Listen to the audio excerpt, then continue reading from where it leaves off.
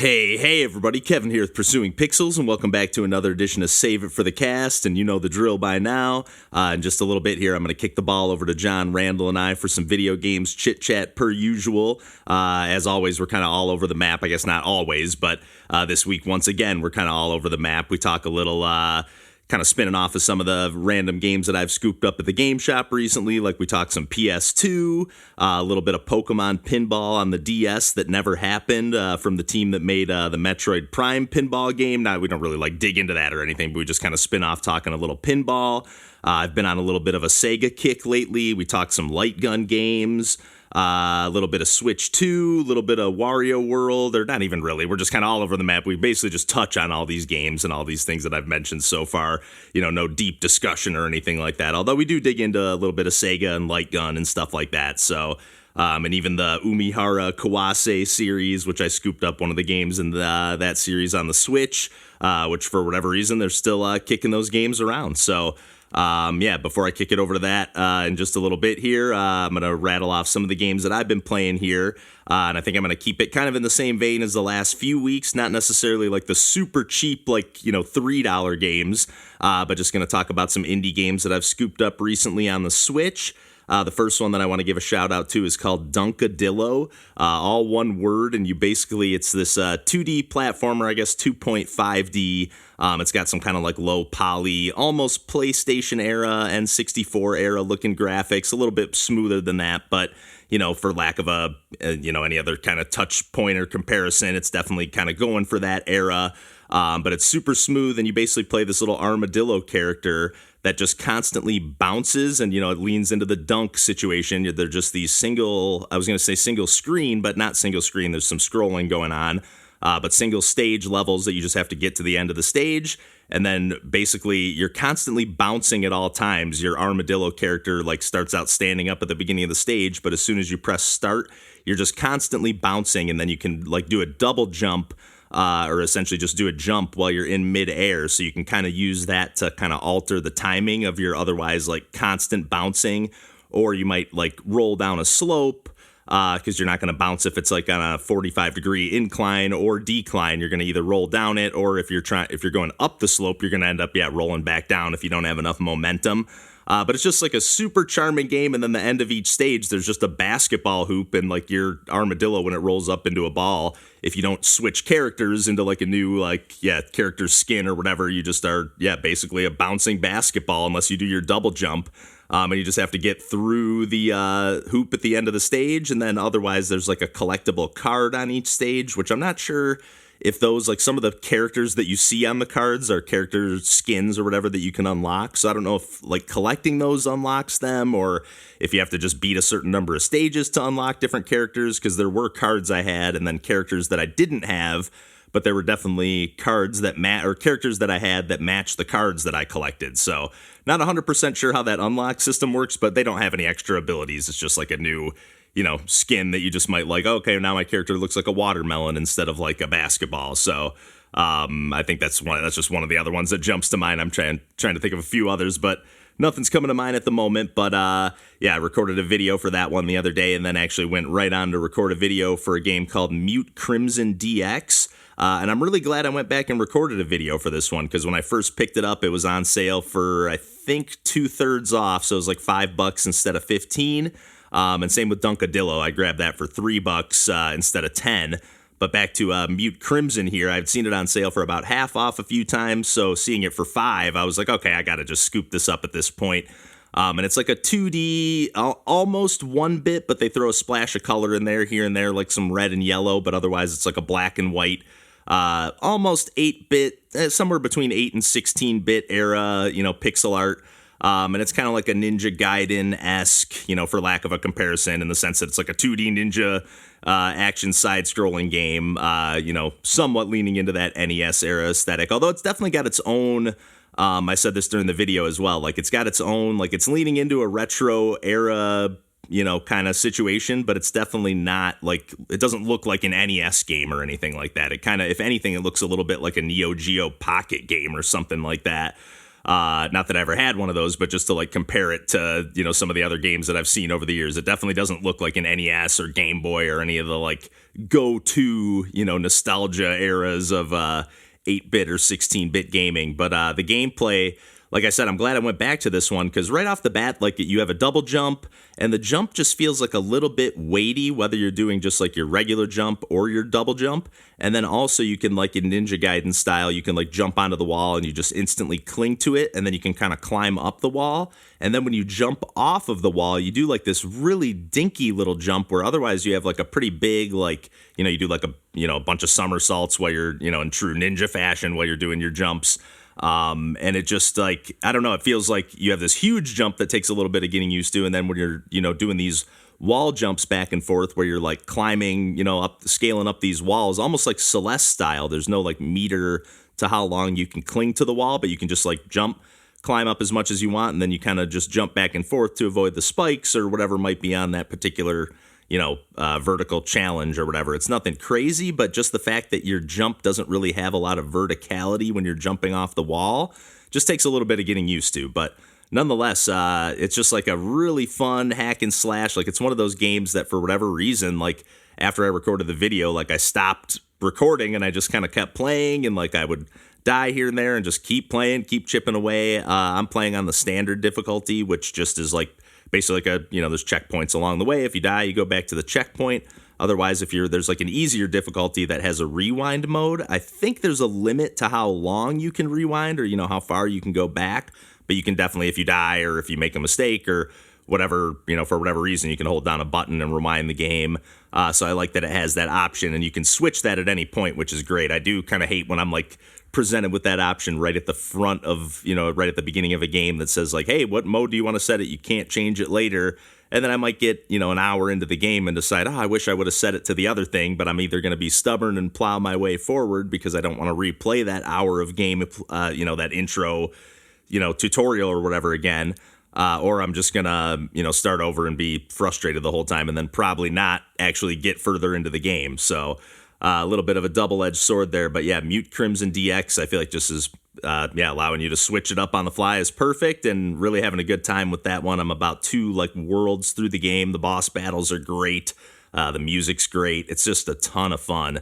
And then the other game that I want to give a quick shout out to is actually a game that's not even out yet. And I meant to give it a shout out last week, but it's called Froggo's Adventure Drifting Sky.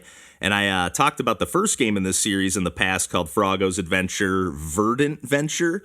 And this is like an awesome, definitely leaning into like the 8-bit NES era of the like, nostalgia, pixel art. And just like the first game in this series, like they're really leaning into the Kirby's Adventure. Like it just really feels a lot like a Kirby game, even though you don't like, suck up enemies and take their abilities, or in this case, you play as a frog with like a giant tongue, but you're not like swallowing them. It's more, gameplay reminiscent to like how Yoshi works with your giant tongue. And you can even like launch it through platforms or through walls to like collect, hidden coins or to grab something through the screen. And it seems like, or through the wall. And it seems like this game's leaning into, they had a little bit of this in the first one. And the first game was this super short and sweet, like maybe 6 or 7 levels. It was like $1 of the game. And I played just the demo of this Drifting Sky sequel, which so far the demo is about just as big as the actual game. I think it's still going to be a small game, probably like a $5 game, overall, I would guess, but I guess I don't know for sure. But it sounds like there's just going to be one world map based on the description in the, on the Steam page or whatever. And then they're really leaning into, they use this mechanic a little bit in the first game. I think I started saying this before and didn't finish the thought, but like you kind of ride around on these rocks or on these like acorns, or you can jump on top of them, and then you can either like, while you're running along on them, you're running and they're spinning underneath your feet, and then you can jump and they kind of follow you. But if you're airborne, you can do like a double jump and kind of launch that rock down at, or acorn or whatever, down at the enemies. And you can, when you grab the enemies and, gobble them up and then spit them out, they just go like flying all over the screen, and they can kind of chain reaction into one another. Like it kind of reminds me a little bit of, I want to say it's Dynamite Heady. There's definitely a treasure game that I've played where enemies can kind of just like, have these like chain reactions off of one another. I think it might not even be a treasure game actually, but there's some game where I've played where you can like, after you've killed the enemy, you can like pick up their body and like throw them into the others, and they just start like ping-ponging off of all the different obstacles on the screen. I can't think of exactly what game I'm thinking of, but this game just feels so satisfying to play. There's a little bit of rough edges around the edges, being that it's still the demo here and the game's not even out yet, but it otherwise feels super polished. It's got just this great pixel art, great soundtrack. And if the first game, Froggo's Adventure, Verdant Venture, was any indication, this Drifting Sky, and the demo for that matter, this Drifting Sky game is just going to be awesome. And I really cannot wait to see what this developer has to offer with some more fresh ideas, or even if it's just more of the same. To be honest, I really just have a good time just existing in this world. It's a ton of fun. And then otherwise, I'm probably going to wrap it up there, but I did get my PS5 just the other day, like the Black Friday deal started, and I've talked about my PS4 like kind of being on the fritz, although it's been mostly okay, but not to jinx it, but I did pack it away and hook up the PS5, and I did rip through that Astro's Playroom that comes packed in or built into the console when you get it, but I'll probably save that for some first impressions with John and Randall next time we all sit down to chat. But hope everyone had a good Thanksgiving if you celebrate, or if you had a long weekend or whatever you had going on. Hope everyone had a good week this week, and as always, we'll catch you next week, and I'll kick it over to John, Randall, and I for a little more video games chit chat here. And until next week, we'll catch you then, and take care.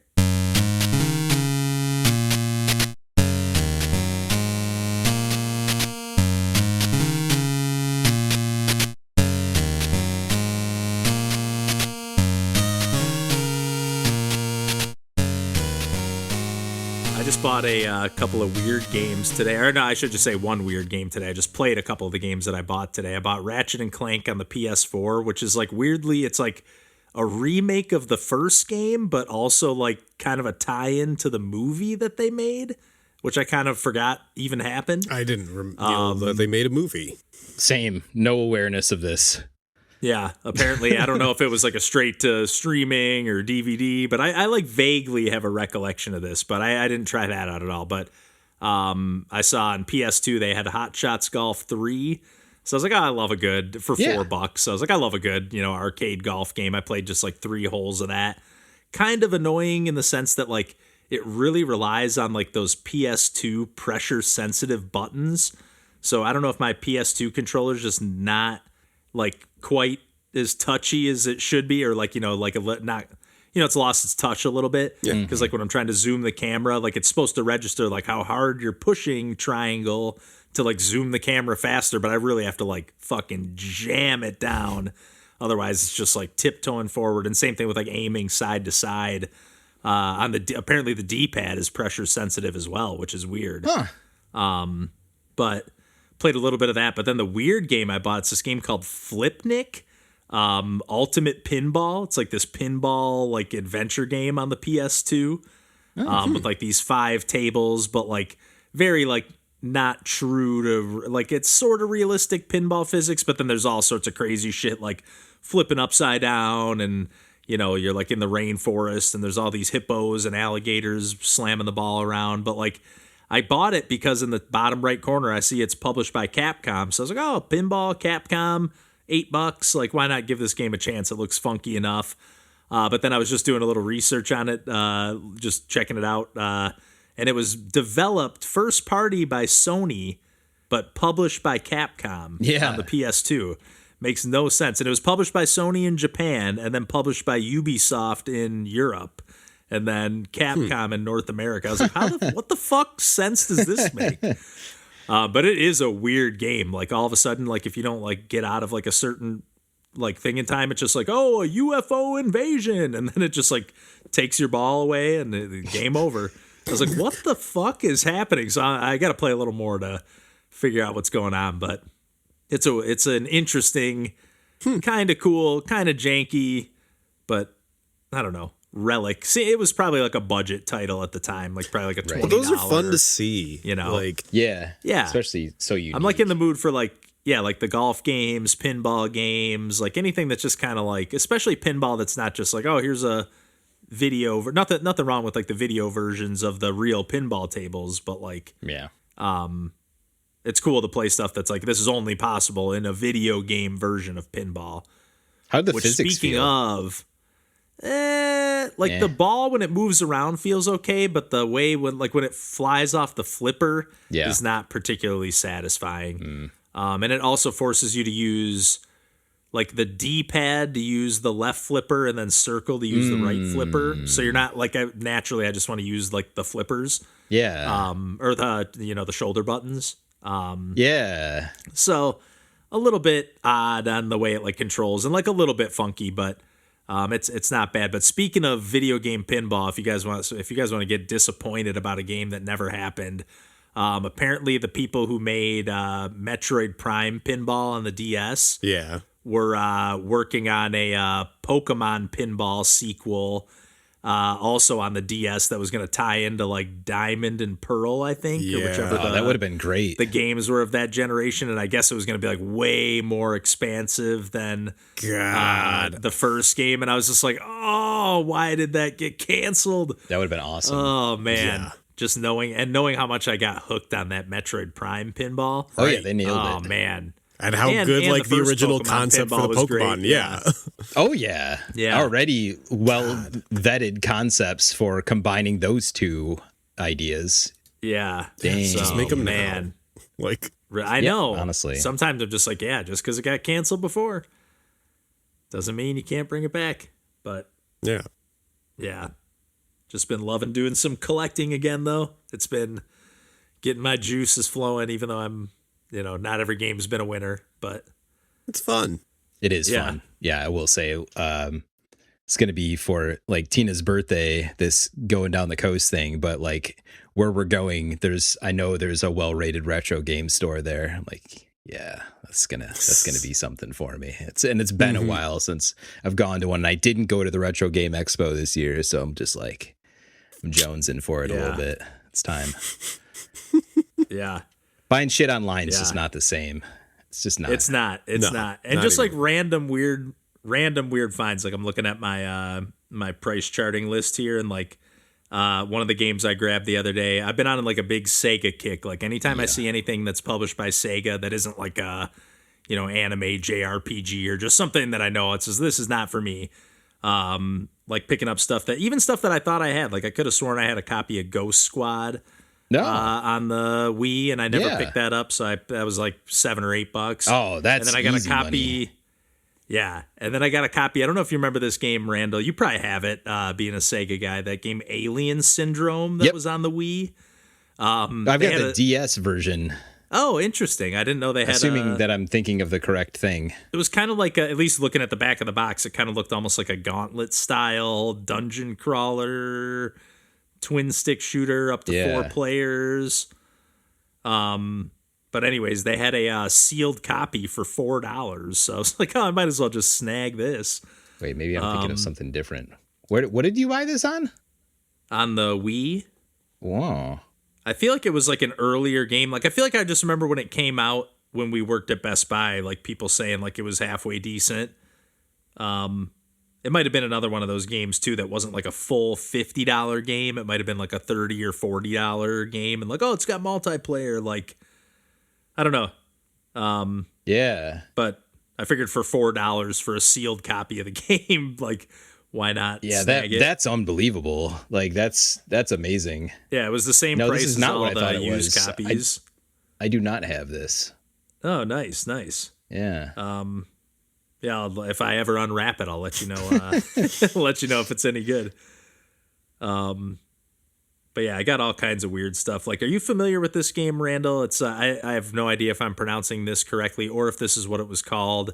I think it was only released in Japan on Super Nintendo, but they've released a couple of them on Switch. It's like Umihara Kawase. Oh yeah, or the fishing. Okay, you know that game? Yeah. She got a fishing rod that you can use, and it's very much like the ninja rope in Worms.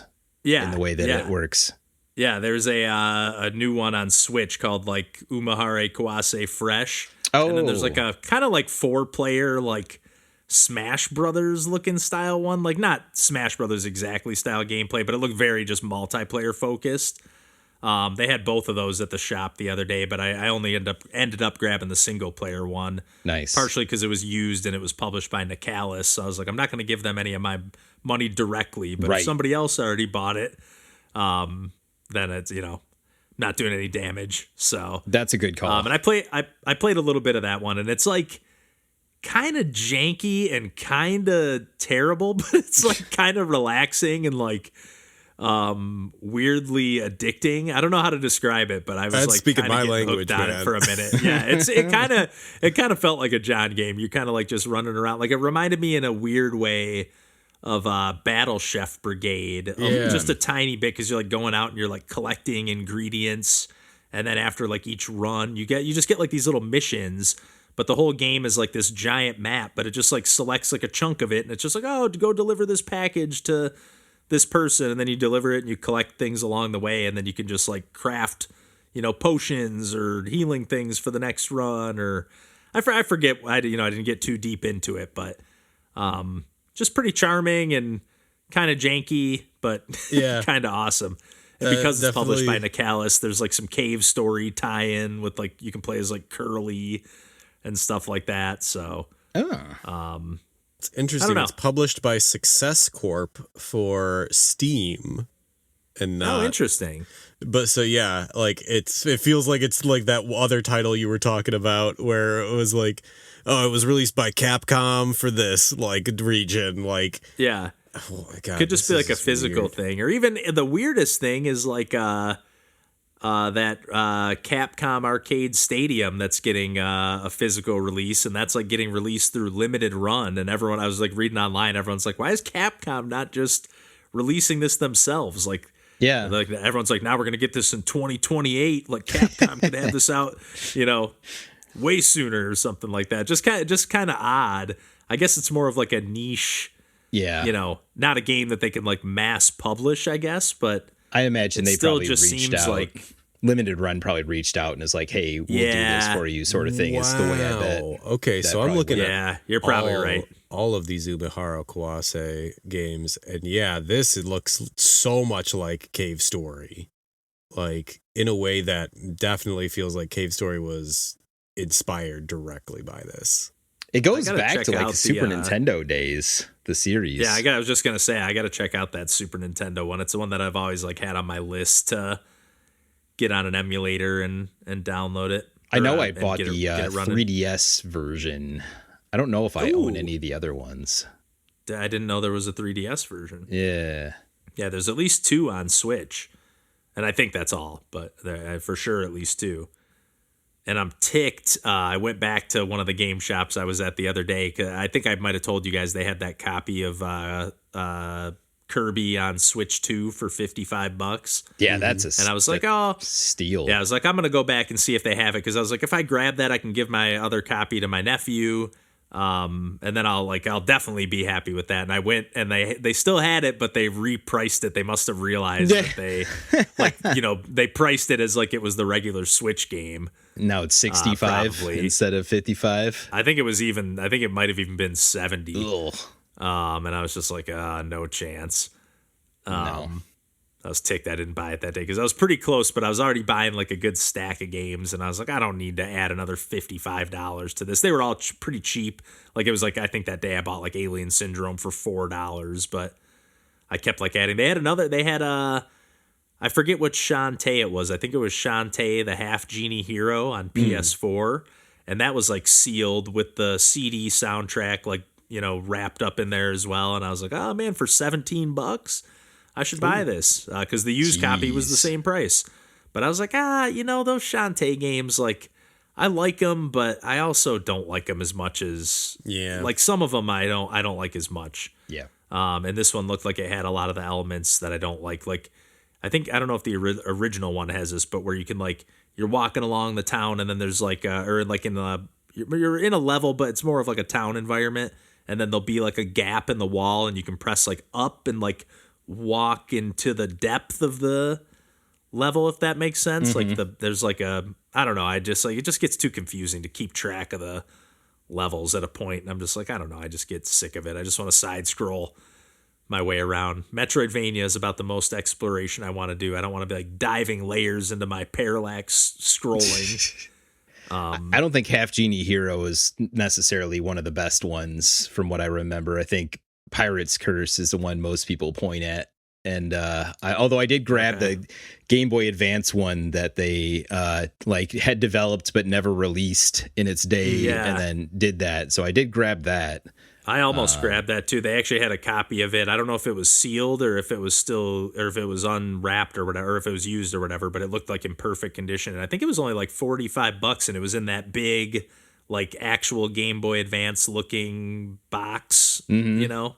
Oh yeah, the Switch version. It was like only $45. I was half tempted, but again, I'm trying to buy like the cheapo games and not just like load up on these like $50. No, I like your approach. Get the weird games. Get the off the beaten path games. Those are more interesting. The weird one-offs that might just disappear, yeah, because they might be cheap now, but then they're just like all of a sudden it's like, oh, what was that one weird Sega game that was on the PS4 exclusive, and all of a sudden it's like, oh, that game's worth $300 now. Oh, definitely. Yes. Know? And not that I care about time. them. Yes. Yeah, not that I care about like the games increasing in value, but again, I just keep seeing these stickers on games I never peeled the price tag off on, and I'm like, oh my god, I'm leaving them on now. Partially because I know when I start to peel them off, I keep like nicking up the like that outer like clear plastic sleeve and kind of just damaging up the case anyways, which I don't like. And then on top of that, it's just kind of fun. The only thing I hate is the one store I buy a lot of the games from. They put the sticker that kind of like, it goes on the front top left corner and then wraps kind of around the spine too. Yeah. And I just don't like seeing that on the shelf, like seeing all the price tags, but whatever, it is what it is. No, I'm in the same boat now. Like, if I didn't take the tag off, I'm leaving it on because it just shows what a time capsule that was. Just like totally ridiculous. Yeah. Like even when I put my GameCube games out on the shelf, I still had my GameStop sticker from Wario World for the GameCube. Paid $9.99 for that game. Oh, nice work. Yeah. Wasn't that one developed by Treasure? Yes, but I'm not that big of a fan of that game. Yeah, I remember it being just okay. I remember just wanting to have it just because it's like, oh, it's Wario, it's Treasure, it's Nintendo. But yeah, I've only played a few minutes of it. Yeah, I was not that into it. At least when I tried it out, I ended up selling it. I was so not that into it in the moment. Oh man. Yeah. Oh man. Probably was a mistake in retrospect to just do that, but Yeah. Yeah, I really wish I would have never sold a single game that I ever owned. Yeah. Even games that I don't like. Same. Like, it's just kind of fun to look back and be like, oh, I bought this shitty game. I'd rather have that than have got the whatever few bucks I got for selling it. You know what I mean? Definitely. I definitely never sold anything for that and got like top dollar for it or anything. Right. So.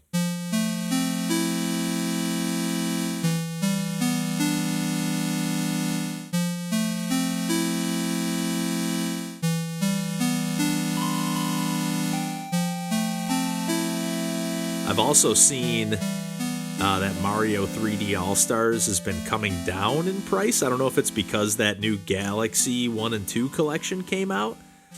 But like that's the used copies of that I would see at the stores were like, for a while I was seeing them like a used copy of that game was like 110. Then I saw them for 90 and I saw them the other day for 75. So I was like, I hate that now I'm thinking like, oh, that's barely more than a regular game. $70. Oh. That'd be foolish this game not to was get it. $60 when it came out.